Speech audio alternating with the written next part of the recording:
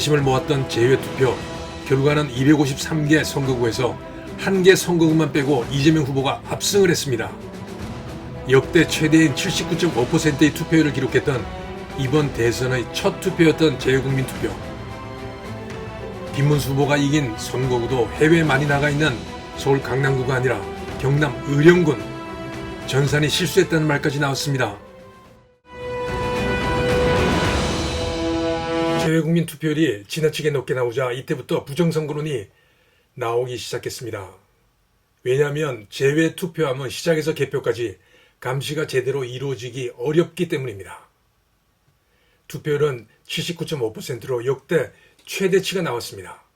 그리고 결과는 이재명 후보의 최종 득표율 49.42%보다 17%가 높은 66.37%가 나와서 이재명 후보의 당선에 힘을 보탰습니다. 재외국민 투표에서부터 부정선거론은 열기가 뜨거워지기 시작했습니다. 과연 지나치게 높은 재외국민 득표율이 계속 이재명 후보에게 이어질 수 있을까요? 21대 대통령 선거의 전국 득표율을 보면 이재명 후보는 전국에서 골고루 사전선거에서 당일 선거보다 25% 이상 득표합니다. 전라도 지역에서만 격차가 줄어듭니다. 반면 김문수 후보는 전국적으로 사전이 당일보다 25% 이상 낮습니다. 이상하게도 두 후보는 일정한 패턴을 보입니다. 전라도 지역은 이재명 후보와 김문수 후보의 격차가 이전 대선에 비해서 훨씬 커졌습니다. 그렇게 비슷하게 쭉 전국적으로 나온다는 거는 결국 외부의 개입이 있고 조작이 됐다는 것을 반증하는 건가요? 그렇죠. 자연적으로 나올 가능성이 거의 없다는 거죠. 그게 테스트 하나를 한 게 아니라 한 두세 개를 했는데 다 같은 결과, 이건 자연적으로 나올 수 없는 결과이다 라는 게 나왔죠. 그러면 인위적으로 개입을 해서 그런 통계를 숫자를 만들었다는 거 아니에요, 그렇죠? 그렇죠. 그러니까 통계적인 결과로는 자연적으로 나올 수 없는 게 나왔다라는 거죠. 그러니까 박성현 교수님 말씀하신 대로 신이 작정하고 그렇게 해 주려고 하지 않는 이상 나올 수 없는 결과가 나왔다는 거죠. 그것도 매번 민주당에게 유리하게. 이번 대선, 지난 보궐, 22대 총선, 21대 총선 모두 다 해서. 왜 통계 법칙을 어긋나서 희한한, 진짜 세상에서 볼 수 없는 희한한 인위적으로 보이는 통계 패턴은 다 민주당에게 유리하게만 나올까요? 서울도 비슷합니다.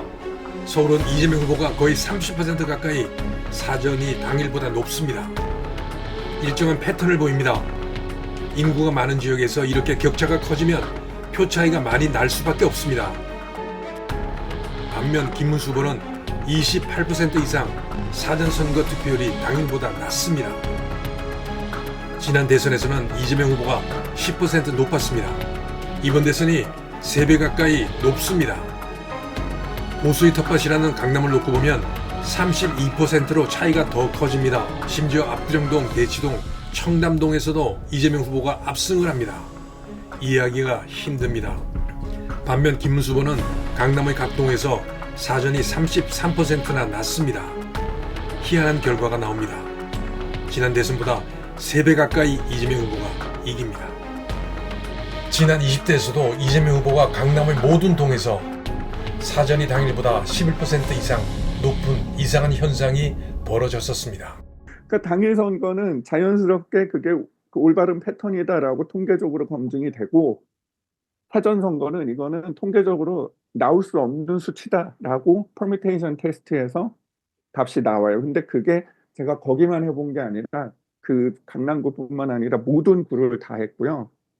다 퍼뮤테이션 테스트 다 1 나왔어요. 그러니까 통계적으로 그런 숫자는 못 나온다는 거예요, 한마디로.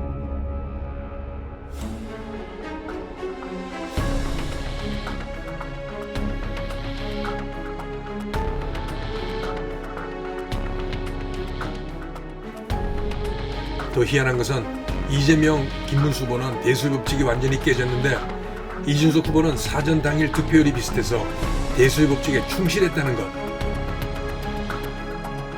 같은 선거구에서 어떤 후보는 대수의 법칙이 지켜지고 득표율이 높은 후보들은 대수의 법칙이 깨지는 경우는 합리적인 설명이 불가능합니다. 그리고 더 재밌는 거는 권영국하고 이준석 같은 경우는 샘플 수가 훨씬 작잖아요. 그 투표 그 둘은 대수의 법칙이 거의 확립을 해요. 그러니까 사전 투표랑 본 투표 사이에 별 차이가 없어요. 그러니까 대수의 법칙이라는 말이 무색하게 그 상대적으로 소수에서는 대수의 법칙이 성립을 하고 무지막지한 대수에서는 대수의 법칙이 성립을 안 하는 그런 기적 같은 일이 또 한 번 대한민국에 벌어졌단 말이죠. 지금 뭐 대한민국의 21대 총선, 22대 총선, 보궐선거, 대통령 선거까지 이 네 번의 선거 결과는 다 합쳐서 보면은 다 곱해야 되잖아요, 확률을. 이 확률이 일어났고, 이 확률이 일어났고, 이 확률이 일어났고.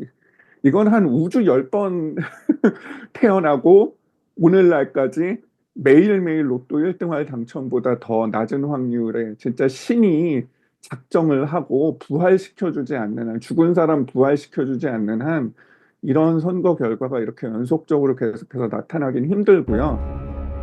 보수 중의 보수 경상북도 시골에서도 이재명 후보가 사전선거가 당일 선거보다 득표율이 높다는 기가 막힌 통계도 나옵니다. 경북 7곳군 석저읍, 외관읍, 양목면, 지천면, 동명면 등 각 면의 투표소에서 이재명 후보가 사전선거에서 당일 선거보다 평균 15% 높은 득표율을 보였습니다. 경북 울릉군도 북면, 서면, 울릉읍에서 이재명 후보가 앞섭니다. 경북 봉화군 석포면, 명호면 등 10개면 전체에서 20% 가까이 높습니다.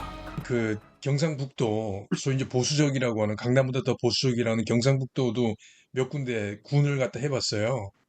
그랬더니 거기도 비슷한 결과가 나오더라고요. 그건 어떻게 해석해야 돼요? 그것도 마찬가지인 거죠. 자연적으로 나올 수 없는 결과가 나오는 거죠. 지금 저희가 뭐 최대한 양보를 해서 부정선거가 없다고 쳐요. 그러면은 왜 검증조차 막는 건가 하는 거죠. 왜 검증도 못하게 그렇게 길길이 날뛰는지 저는 이해가 안 돼. 검증을 하면 되잖아요. 제가 보여드린 그래프들은 선관위가 공개한 엑셀 데이터를 가지고 전문가들이 분석한 것들입니다. 따라서 선거 결과를 정확히 나타냅니다. 문제는 이런 통계 그래프들이 현실적으로 나타날 수 없는 것이라는 데 있습니다.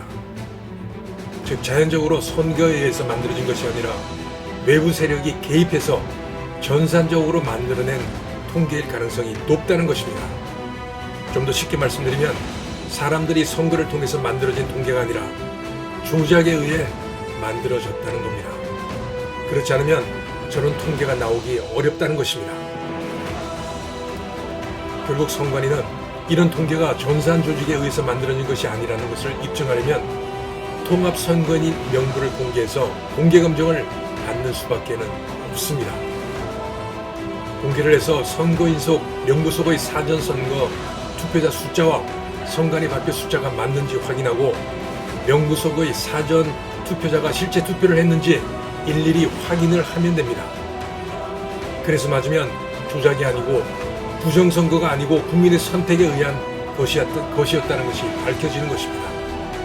동시에 선관위는 모든 의혹에서 벗어나서 명실공히 헌법기관으로 국민의 신뢰를 회복할 수 있습니다. 그렇지 않으면 부정선거 논란은 계속되고 온 나라가 계속해서 혼란에 빠질 겁니다. 선관위는 그런 위기 상황을 원하십니까?